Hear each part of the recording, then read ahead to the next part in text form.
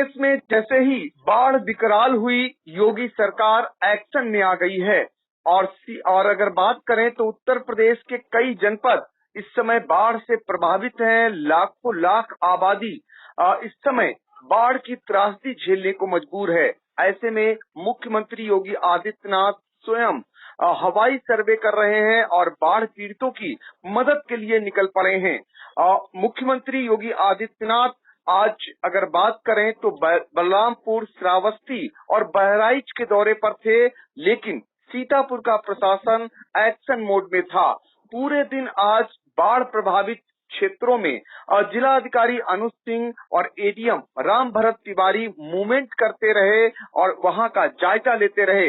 इसके बाद जैसे ही पता चला कि मुख्यमंत्री देर शाम तक जो है बहराइच पहुंचेंगे, इसको लेकर सीतापुर का प्रशासन अलर्ट मोड में आ गया और ऐसी व्यवस्थाएं करने लगा।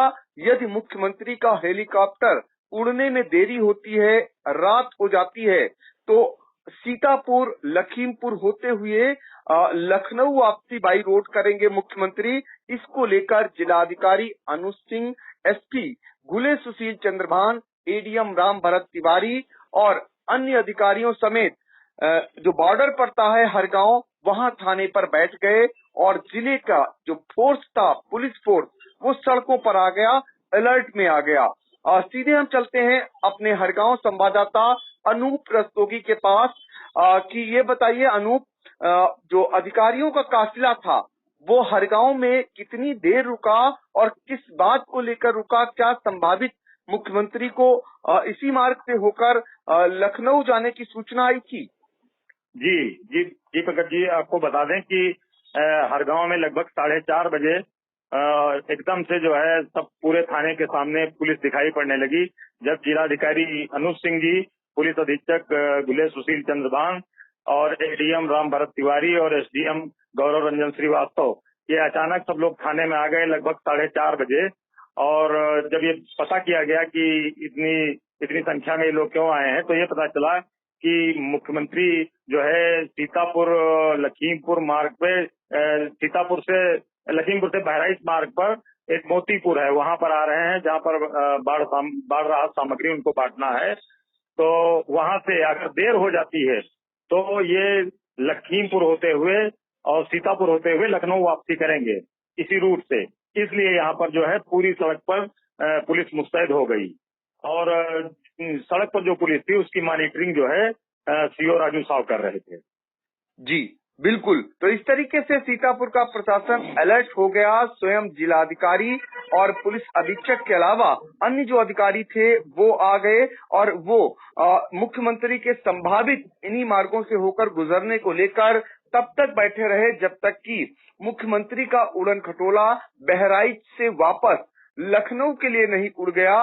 जैसे ही ये सूचना आई कि मुख्यमंत्री का उड़न खटोला बहराइच से वापस लखनऊ के लिए चला गया है, उसके बाद जिलाधिकारी, पुलिस अधीक्षक और अन्य अधिकारी जो हरगांव में बैठे हुए थे थाने में, वहां से वो वापस सीतापुर के लिए चल दिए। आपको बता दें कि जिला अधिकारी अनुज सिंह आज दिन भर बाढ़ प्रभावित इलाकों में भ्रमणशील रहे। उनके साथ अपर जिलाधिकारी राम भरत तिवारी भी भ्रमण करते रहे और वहां पर जो बाढ़ पीड़ित हैं उनको किसी प्रकार की समस्या न हो, उनको राहत सामग्री कैसे मुहैया कराई जा सके और कैसे उन्हें उपलब्ध कराई जा रही है, इन सब चीजों को वो निगरानी के तौर पर देखते रहे। क्योंकि अगर ये देखा जाए, जब जब बाढ़ आई है, मुख्यमंत्री योगी आदित्यनाथ ने हमेशा हवाई सर्वे किया है और उसके बाद जो बाढ़ पीड़ित हैं उनको राहत सामग्री भी अपने हाथों से मुहैया कराई है।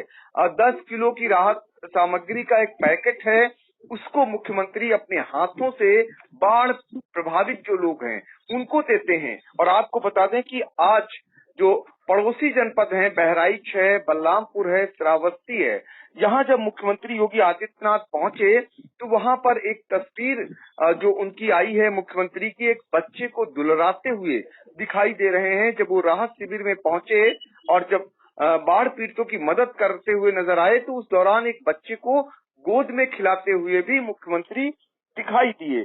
आपको बता दें कि 15 जनपद जो है इस समय प्रभावित हैं, बाढ़ की चपेट में हैं और 1500 से अधिक गांव की लगभग 25 लाख की आबादी जो बाढ़ से प्रभावित है। इनके लिए मुख्यमंत्री ने बाढ़ ग्रस्त क्षेत्रों में राहत एवं बचाव कार्य हेतु आवश्यकता अनुसार एनडीआरएफ, एसडीआरएफ, पीएसी की टीमें गठित करने के निर्देश दिए हैं। आपको बता दें कि इस समय जो सरयू है, घाघरा और राप्ती नदी, वो खतरे के निशान से ऊपर चल रही है। कई गांव में पानी घुसा हुआ है। सीतापुर की अगर बात करें तो कल विधायक जो चौथा के हैं ज्ञान तिवारी, उन्होंने स्टीमर से पहुंचकर राहत सामग्री इलाके में बांटी थी और बाद में एक बयान में कहा था कि 500 गांव ऐसे हैं जो प्रभावित है बाढ़ से। उन्हें हर संभव उनकी सरकार जो है वो मदद पहुंचा रही है। जिलाधिकारी लगातार बाढ़ प्रभावित क्षेत्र में जा रहे हैं और उनकी मदद करने का प्रयास कर रहे हैं। बावजूद इसके जो समस्या है बाढ़ प्रभावित इलाके में, बहुत सारे ऐसे बाढ़ पीड़ित जो हैं वो छतों पर गुजर बसर कर रहे हैं। उनके यहाँ चूल्हा तक नहीं जल पा रहा है। पशुओं के सामने सबसे बड़ी दिक्कत है चारे की, और जो सुरक्षित ठिकानों पर आ गए हैं, जिनके घरों में पानी घुस गया है, उनके सामने भी दिक्कतों का सामना खड़ा है। आपको बता दें कि चूंकि एक फसल तो पूरी चौपट हो चुकी है, जल भराव से हजारों हजार किसान जो हैं उनकी फसल पूरी तरह से बर्बाद हो चुकी है और अगली जो फसल है वो कैसे बो पाएंगे, ये बड़ा सवाल खड़ा हो गया है।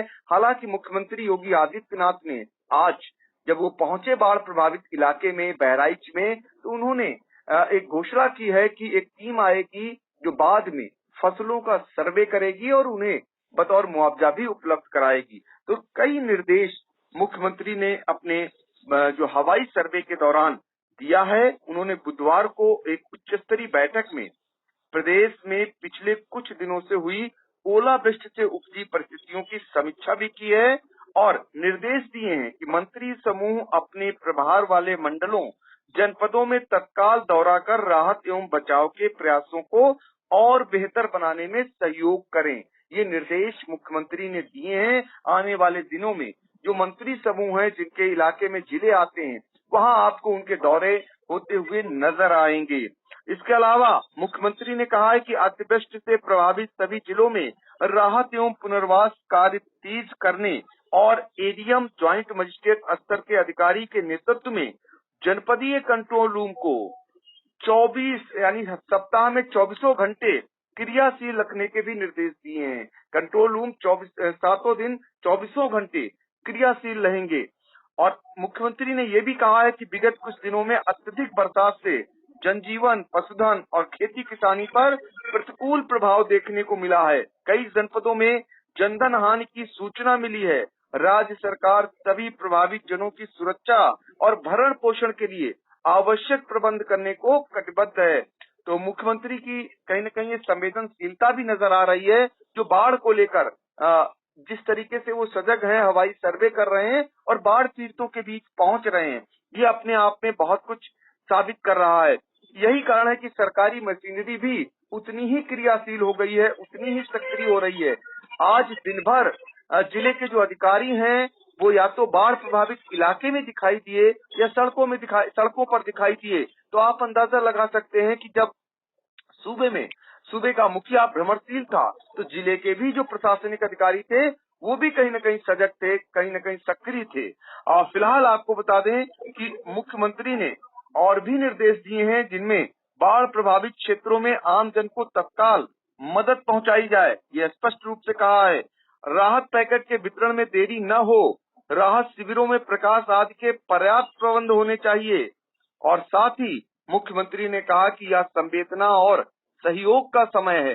ये बड़े शब्द हैं कि इस समय सहयोग और संवेदना का समय है। हमारी पूरी टीम को एकजुट होकर कार्य करें। यानी उनकी जो टीम है प्रशासनिक अमले की, जो मंत्रियों का समूह है, जो जनप्रतिनिधि गण है, वो सारे लोग एकजुट होकर के इस समय अपनी संवेदनाओं को दिखाएं और कार्य करें। इसके अलावा मुख्यमंत्री ने कहा है कि बाढ़ प्रभावित क्षेत्रों में विभिन्न जल जनित, मच्छर जनित बीमारियों के प्रसार की आशंका होती है। साथ ही सर्पदंश की घटनाएं बढ़ने की आशंका है। ऐसे में राहत शिविरों का जो राहत शिविर हैं उनके समीप स्वास्थ्य शिविर लगाए जाएं। यहाँ एंटीवेनम इंजेक्शन की उपलब्धता जरूर रखें, इस पर जोर दिया है मुख्यमंत्री ने। तो आप अंदाजा लगा सकते हैं, सीएम योगी आदित्यनाथ ने निर्देश दिया है कि कृषि फसलों पर पड़े प्रभाव की समीक्षा करते हुए सभी जिलों में राजस्व और कृषि विभाग की टीम गहन सर्वेक्षण करते हुए नुकसान का आकलन करे, ताकि किसानों को क्षतिपूर्ति की जा सके। तो मुख्यमंत्री ने इस कार्य को शीघ्र प्राथमिकता देते हुए किए जाने के निर्देश दिए हैं। तो इस तरीके से मुख्यमंत्री के निर्देश हैं उन बाढ़ प्रभावित इलाकों के लिए। सीतापुर की बहुत बड़ी आबादी इस समय बाढ़ की समस्या से जूझ रही है। पिछले दिनों सीतापुर के सांसद राजेश वर्मा ने भी एक पत्र जिलाधिकारी को लिखा था और बाढ़ पीड़ितों की हर समस्या का समाधान कराने को कहा था। बहुत सारी जगहों पर प्रशासनिक मदद पहुंच रही है। अभी बहुत सारा इलाका ऐसा भी है जहां पर उन्हें मदद की दरकार है, वो सरकार की तरफ टकटकी निगाहें लगाए हुए हैं। बहुत सारे ऐसे दृश्य आ रहे हैं जो विचलित कर देंगे। बहुत सारे लोग आज भी पानी के कैदी बने हुए हैं, पानी के बीच गुजर बसर करने को मजबूर हैं। बहुत सारे संपर्क मार्ग कट चुके हैं, उनके सामने उनके घरों में चूल्हे नहीं जल पा रहे हैं और भी बहुत सारी ऐसी समस्याएं हैं जो बाढ़ पीड़ितों को इस समय बेमौसम झेलनी पड़ रही है। सबसे बड़ी चिंता इस बात की है कि एक फसल तो इनकी डूब गई, दूसरी फसल कैसे उपजाएंगे, क्योंकि खेत ही नहीं खाली होंगे। कैसे ये आने वाले दिनों में गेहूं यानी रबी की बुआई करेंगे, ये बड़ा सवाल खड़ा है। दोहरी मार इन पर पड़ी है, इन्हें उबारने की जरूरत है और वो सरकार की तरफ टकटकी निगाहें लगाए हुए हैं। अब देखना होगा जिन लोगों को इस तरीके का नुकसान हुआ है उसकी भरपाई आने वाले समय में किस तरह से होती है। फिलहाल तत्काल राहत की आवश्यकता है, उन्हें पेयजल उपलब्ध कराने की आवश्यकता है, इन्हें दवाएं दिए जाने की आवश्यकता है, इन्हें राहत किट के नाम पर एक सामग्री दिए जाने की आवश्यकता है और पशुओं के लिए खासकर चारे के प्रबंध कराए जाने की आवश्यकता है। तभी इनकी गुजर बसर हो पाएगी, अन्यथा इनकी स्थिति और भी विकट हो सकती है। तो ये बताइए अनूप जी, आपने इस पर आज नजरें गड़ाए रखी, क्या लगता था सीएम कुछ ही दूरी पर थे, यहाँ के अधिकारी कितना आपको सजग नजर आ रहे थे और लग रहा था कि आज सरकारी मशीनरी बहुत ही सक्रिय है? जी जी, ये आपको बता दें कि जिस तरह से ये बिल्कुल तय माना जा रहा था कि अगर देर होती है या थोड़ी सी भी रात होती है तो मुख्यमंत्री का सड़क मार्ग से निकलना तय है। इस बात को लेकर जो है जो जिलाधिकारी हैं और कप्तान हैं जिले के, वो पूरी तरीके से सजग थे। यहाँ पे काफी टाइम दिया और पूरे रूट पर जो है हर जगह पर चाक चौबंद व्यवस्था जो है पुलिस के द्वारा की जा रही थी। लेकिन जब वहां से ऐसी सूचना मिलती है कि वो वहीं से वापस निकल गए हैं, तब जाके जो है राहत मिलती है उसको। बिल्कुल, जब पता चला कि मुख्यमंत्री उड़न खटोला से ही वापस लौट रहे हैं बहराइच से, तब जाकर सीतापुर का प्रशासन जो है राहत में आया और उसे लगा कि अब यहाँ उनकी कसरत जो होनी थी वो नहीं होगी और वापस मुख्यालय की ओर आ गए हर गांव से। फिलहाल आपने इस महत्वपूर्ण खबर पर नजरें गड़ाए रखी, आपका बहुत बहुत शुक्रिया।